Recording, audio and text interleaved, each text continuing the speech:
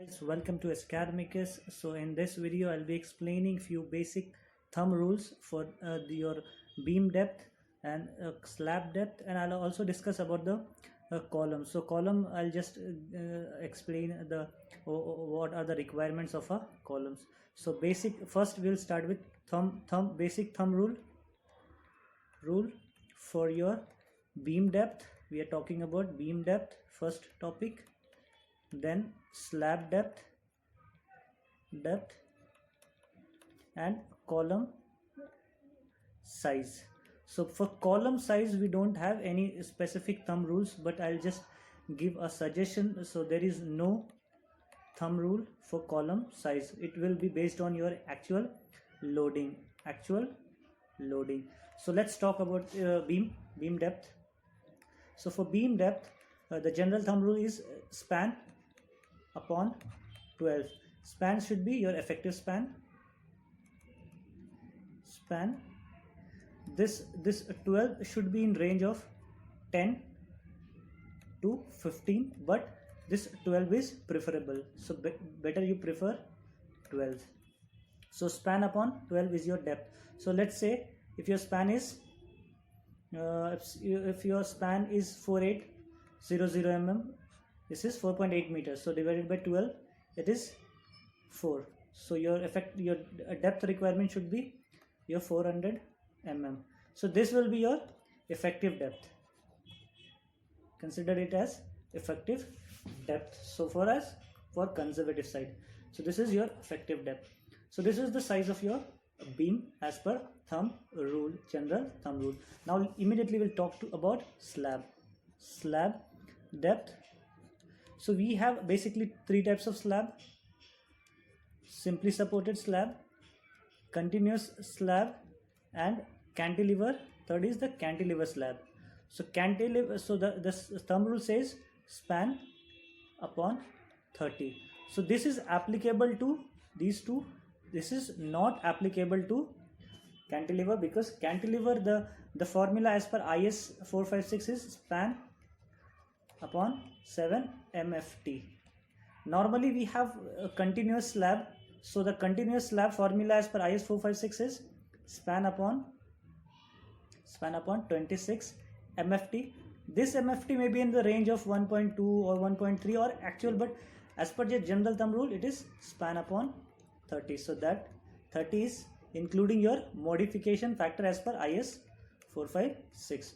So this is for your continuous slab.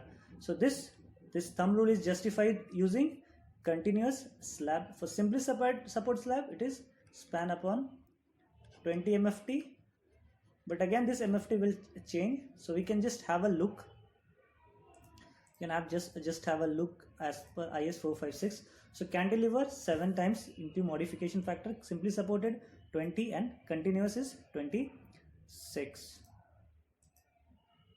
So basically this thumb rule of slab is applicable up to span 10 meter and less. 10 meter and less. More than 10 meter you have to apply, you cannot apply the thumb rule.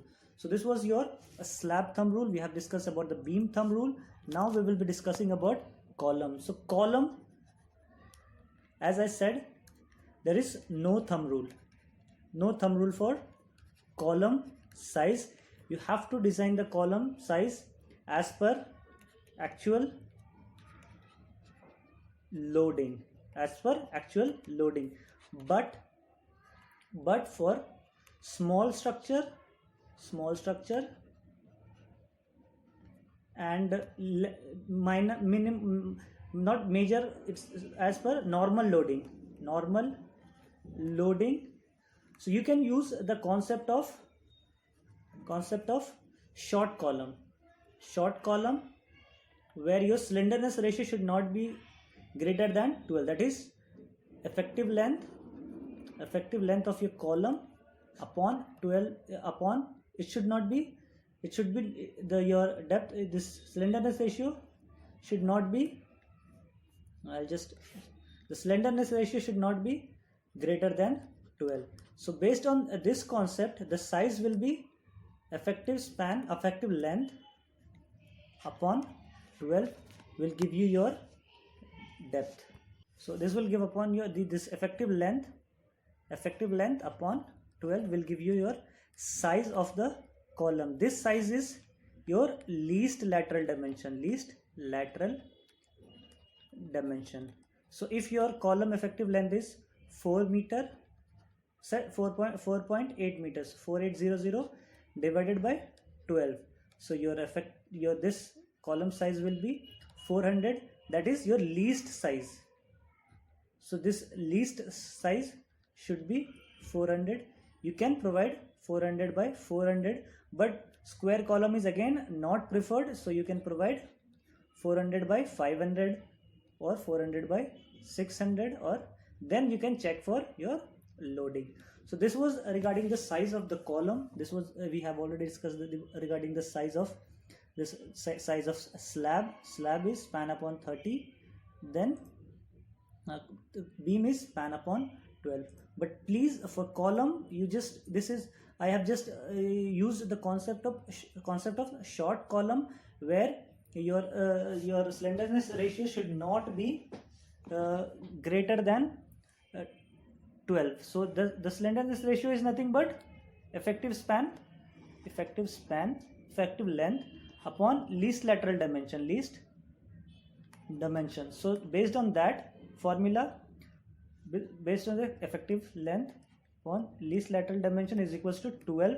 So this 12 here and least lateral dimension. So effective length upon 12 is equals to least lateral dimension. So this is the concept behind the column size thumb rule. Otherwise, if you cannot use any thumb rule for column, because the column should take care the major loading from your superstructure, and it need to transfer it to the substructure. So hope this thumb rule for size of column and beam and slab is okay. I have already uploaded a thumb rule where I have designed a G+1 RCC building using this thumb rule, and I have explained the beam, column and slab size with reinforcement. So if you have any doubt regarding this, you can always try to